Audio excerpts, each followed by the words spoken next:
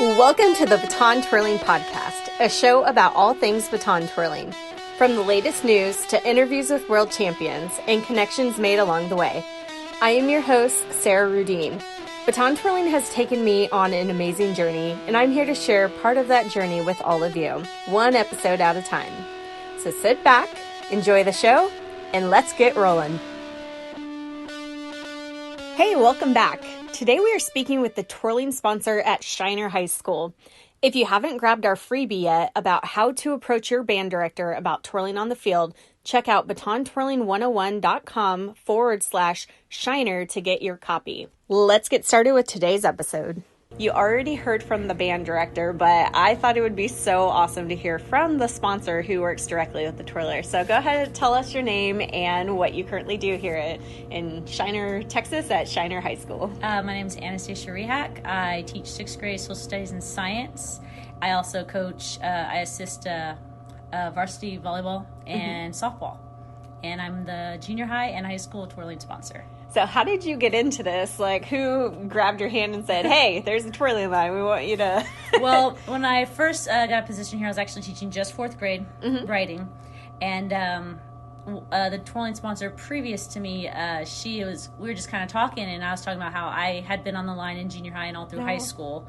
But I hadn't really competed or done anything like that since I was like in 6th grade. But she knew that I had the experience, and she had been wanting to get out of it because she had a brand new grandbaby. Aww. So I kind of just said yes, I would help out. And then that very same year that I said I would be this twirling sponsor, they asked me to come back and coach. Oh, nice. So I kind of got double duty my next year back as a coach and a sponsor. So it's been a lot going on.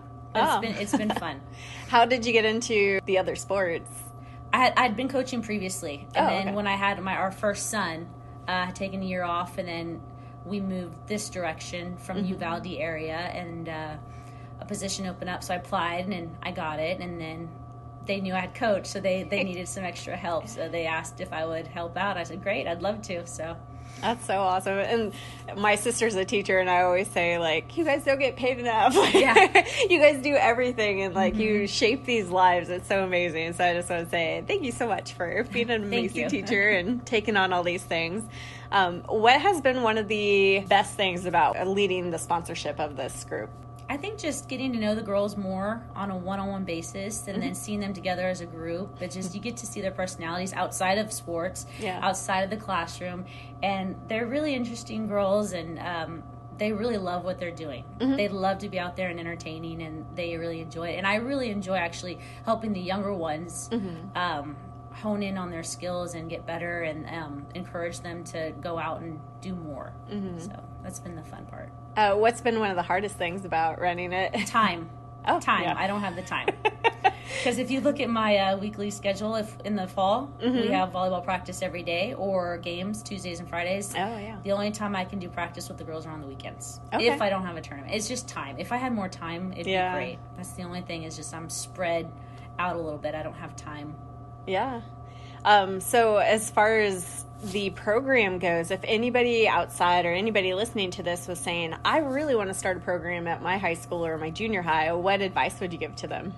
I would say first talk with the band director. I didn't start this program initially. I took it over. It had been here for years. Yeah. I would talk to the band director, see if that was something they'd be interested in doing, because this program is a part of the band. It's not separate, unfortunately. But I would say start there, go to your principal, go to the superintendent, and if they're all on board, I don't see why that wouldn't be possible at any junior high or high school. Who does the routines and who helps them? The routines have been passed down from girls previously who have had coaches in the past. Okay. So, or we've gone to camps. We'll go to the one in Gonzales again this year at the South Texas Camp of Champions. So we'll go to that one again. This will be our second year going, which I loved it last year. It was great. Yeah. I went when I was younger, so I'm like, oh, it's still amazing. They always have great teachers there. Yes. Yeah, and a lot of our younger girls actually work with a lot of the past twirlers that have gone through here that have graduated and are at college now, so a lot of them are getting lessons from them. Oh, nice. But not actually having a real coach is a little tough.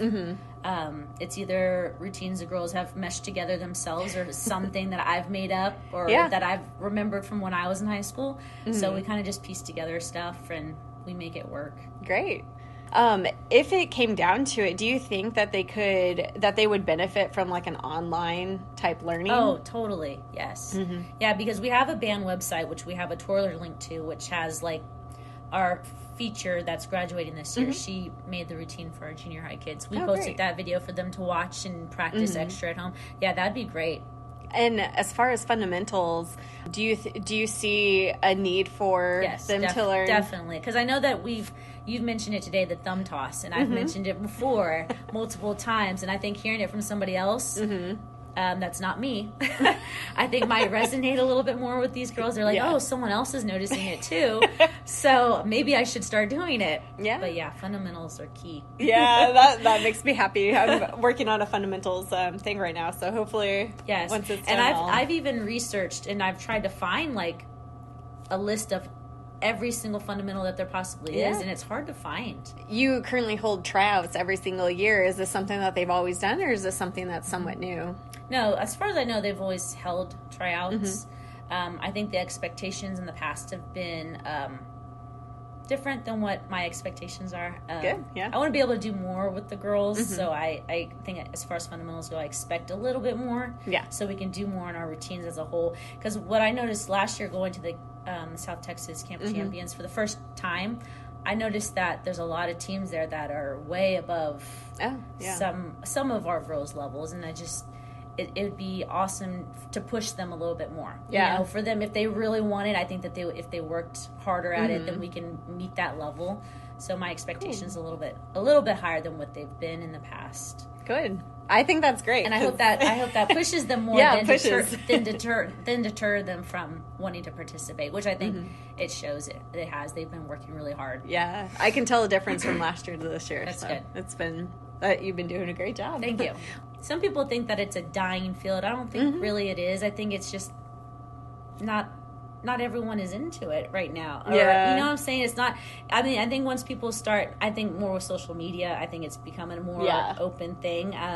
There's kids out there that posting their routines all the time. Like if I just go on YouTube, like a routine, I have a variety of age groups that I can go, that I see. Like I can see little girls showing fundamentals or routines on YouTube. So I think if that's something that people are interested in watching, I mean, they would watch it. I think like Cody the Twirler, like he's so popular at the moment because he's a male twirler, but it's just like there's been male twirlers and other twirlers around. It's just I don't know. I think it's just if you're around that, growing up around twirling, it's nothing new, but I think it's just there's just got to be a way to spread it out, I guess, a little bit more. Well, thank you for everything you do, and thank you for coming on our show today. Thank you. I hope I did okay. Yeah, no, you're great.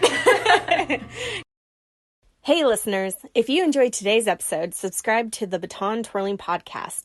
If you'd like to follow up with us, read the show notes, or get some neat Baton freebies, reach out by going to batontwirling101.com.